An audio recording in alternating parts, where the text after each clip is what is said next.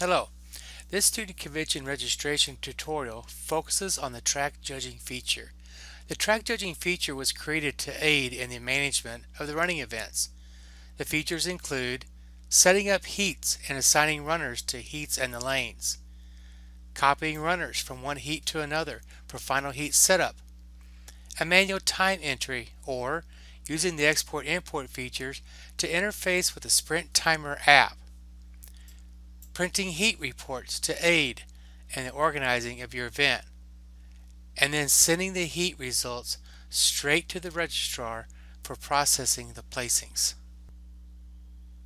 So in this tutorial, we're going to pick an event, we're going to set up the heats, add runners to the heats, and then we're going to display the report showing all the heats and the runners and the lanes that they're running in. So I'm going to log in as Mr. Tim Jones here, and who's a track judge, and he'll be able to navigate to the judging, clicking on the track event, and then you'll notice that there's several parts here already that's already displayed. Is the select event drop down, the submit button, the add heat button, and send all heats to registrar, which we'll talk about in another video. So we're going to begin this example by selecting the 100-yard dash and then clicking submit. What we find here in the left hand pane are all the entries for this event. Notice the orange brownish coloring, which indicates that this particular entry has not been assigned to a heat yet. So we're going to set up some heats, and we're going to set up these runners into these heats. So we know we need to at least have probably a couple of heats. So we're going to add one, add two. I just click on the add heat button to send a new template into the right pane over here. So also notice that as we created these heats, under each entry a drop down list gives all the options for the heat and the lane. So let's just arbitrarily assign these students to the appropriate heat and lane. So lane 1, 2, 3, 4, 5. Let's do about 7 lanes for this particular race here. And then so that's all heat 1. Then we're going to assign the next 7 to heat 2. Lane 1, lane 2, lane 3, lane 4, lane 5, lane 6, and lane 7. Now notice that we have a couple different submit buttons. They don't have any different uses. They both have the same functionality, just duplicated and placed in different positions for convenience.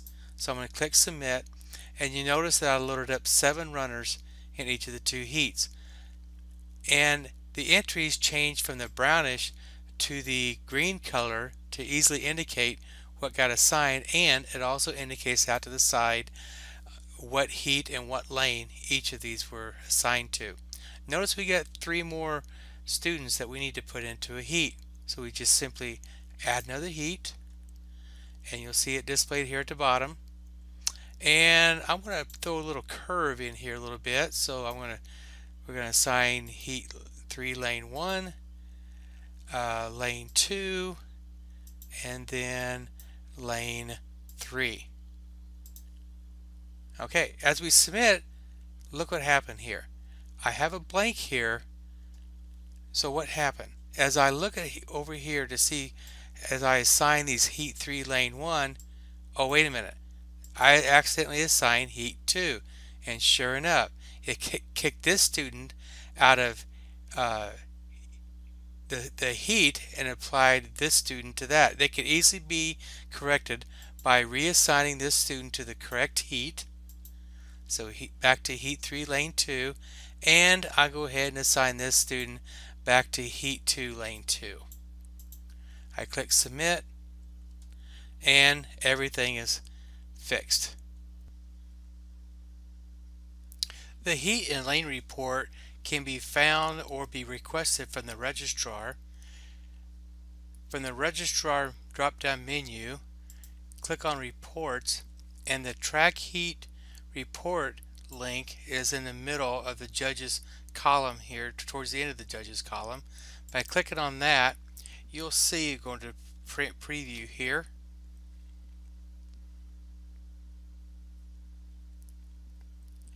you'll see that it's loading up all the different events along with their heat. So scrolling down, we actually set up the 100-yard dash, and there's the list of the 3 different heats. So all of the heats that you set up will be printed off onto this one report. They can print it off 1 or 2 copies to hand out to all the different field staff in your track and field event. So let's take a moment and talk about how we enter the times for the completed times for each of the runners.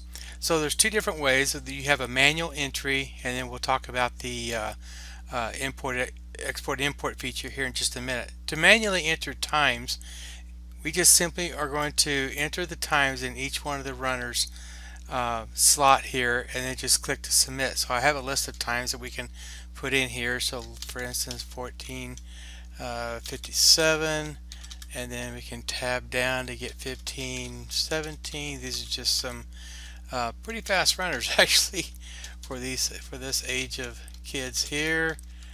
And 16.4, 16.7, these can go up to 100ths of a second. 17.13, and let's go 16.06.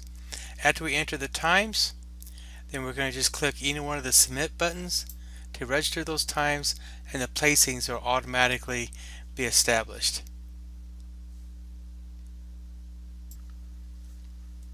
So I've taken a moment and reset the times for this first heat of this 100-yard dash example to discuss how we can use the export import feature for the Sprint Timer app to automatically bring in the times as recorded on the Sprint Timer photo finish application on your iPhone or iPad. So the first thing we're going to do is we're going to export each one of these heats out as a separate file. So for this 100-yard dash, heat 1, heat 2, and so on. So we're going to use this link to export out the CSV file. It has to be in a CSV format, and as you can see, we exported it out. And then when you look at the file itself, it's going to be in a format such as this right here. Nothing is to be done with the format. It can be imported right straight into the Sprint Timer app. Once the race is completed through the Sprint Timer app, the markings are made for each of the individuals for the photo finish, then those results can be emailed or exported out, and it can be imported into your PC or whatever you're using to record the times here. To bring that file, the completed results file, back in, which looks like a little bit different format. So these are the completed times that display from the Sprint Timer app right into a file that's exported out of the app. You're going to save that app to your local PC, and then to import those times into the to the heat right here for this particular race, you're going to choose that file, and you're going to choose the file that you brought into the PC with, and then you're going to import heat 1, and it automatically brings in the times and the placings, and you're ready to go, ready to either set up a final heat or send those on up to the registrar if it's the only heat there. We now have displayed the 100-yard dash example of all the times filled in from all 3 heats. So now we are ready to either one of 2 things. We can submit all the times as they are up to the registrar and have the placings completed for just purely based upon the times. So let's do that example right now. So all that's required is we ensure that all the times are entered in, or that we have a scratch and remains at 0, whatever the case may be. And so therefore we send all the heats to the registrar. Then the registrar on their side is going to navigate to the scores places area. They're going to bring up the this particular event, the 100-yard dash for male, and enter places.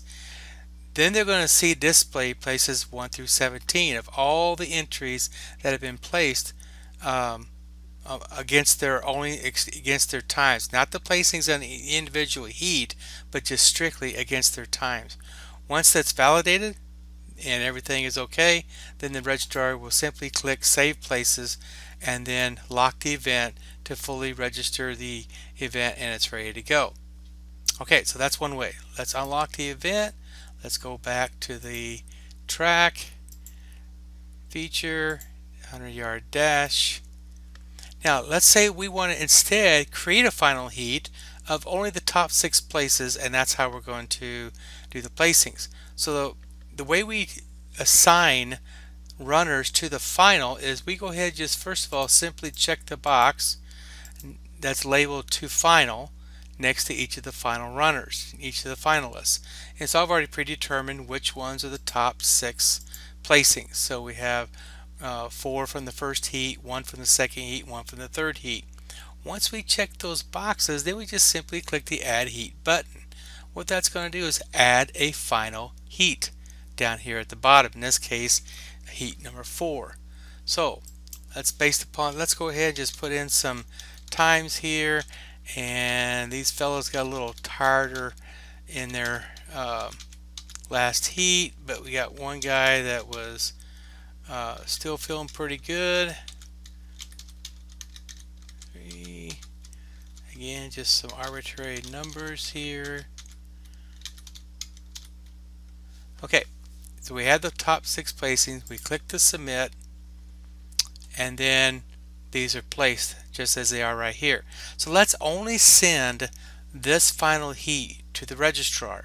And when we resend this, it's going to wipe out anything that's been sent before on this particular heat, reset it, and then send back in whatever you want. So let's say if you click the all heats and you only meant to click one, then you can just simply submit whichever heat you want to, and it'll clear the slate and only bring in what you want to submit. So let's do that. Let's go ahead and just send only the heat number 4 to the registrar because this is our final heat. And so we're going to click OK on the confirmation, and results from heat 4 have been submitted to the registrar. So let's see what it looks like on the registrar side here. We're going to again select the 100-yard dash male, click the Enter Places button, and you can see that the final 6 have all their only ones that have placings submitted to the registrar. Save Places is clicked, and those top 6 move to the top and everybody else down to 0. We lock the event. We're all done.